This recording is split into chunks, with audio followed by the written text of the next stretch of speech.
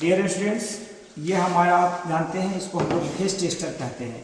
Neon tester या phase tester. इसमें एक बल्ब होता है, उसको हम लोग नियॉन बल्ब कहते हैं। बगल में प्रतिरोध होता है। यह पॉइंट अर्थिंग हेतु काम आता है।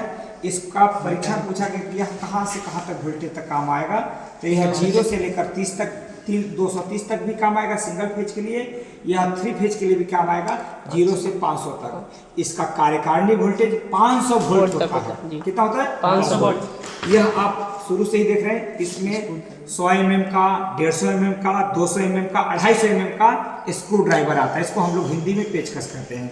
ये वाला जो पॉइंट है उसको हम लोग बोलते हैं हैंडल। यह शाम कहलाएगा। यह क्या कहलाएगा? शाम। और ये वाला पॉइंट, यह दिखाइए, इस वाले पॉइंट, इस कॉर्नर पॉइंट को हम लोग बोलते हैं सैंक। ठीक है, इसको हम लोग बोलते हैं ब्लेड, इसको बोलते हैं हम लोग टिप। और इसमें बहुत अच्छा एक इंपॉर्टेंट सवाल है कि इसमें लंबाई कहाँ से सैंक से लेकर के टिप के बीच में इतनी लंबाई। हैंडल इसमें काउंट नहीं होता है। लंबाई में सैंक से लेकर के टिप तक मापा जाता है।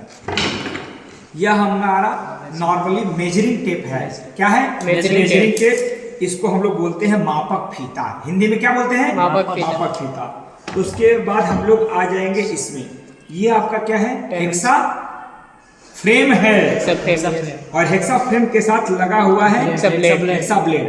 और इसी के अनुरूप जब हम लोग आरी देखते हैं ना, जैसे इसका दांत है ना, यहाँ पर दिखाई, उसमें भी दांत होता है।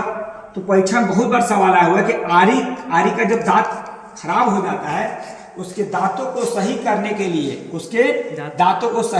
लिए त्रिभुजाकार रेती का प्रयोग करते हैं। आरी के दांतों को सही करने के लिए त्रिभुजाकार रेती का प्रयोग करते हैं। यह हमारा हेक्सा फ्रेम हो गया, यह हैंडल हो गया, यह हेक्सा ब्लेड हुआ। और हेक्सा ब्लेड होने के बाद इसको ये कहलाता है विंग नट। इसको एडजस्टेबल बोलते हैं, एडजस्ट होता है। और एक इंपॉर्टेंट सवाल इसमें कि हेक्सा फ्रेम के साथ जो हेक्सा ब्लेड लगा हुआ है, ये किस धातु का होता है? High carbon steel. इसका एक गुण होता है कि यह आपका लचीला होता है। क्या होता है? यदि आपका ज्यादा कड़ा हो जाता फिर यह ब्रेक हो जाता, टूट जाता। यह हमारा चीजल का एक प्रकार है। चीजल का मतलब होता है छेनी। छेनी में 2 प्रकार आते हैं, एक ठंडी छेनी, एक गरम छेनी। एक ठंडी छेनी, एक गरम छेनी।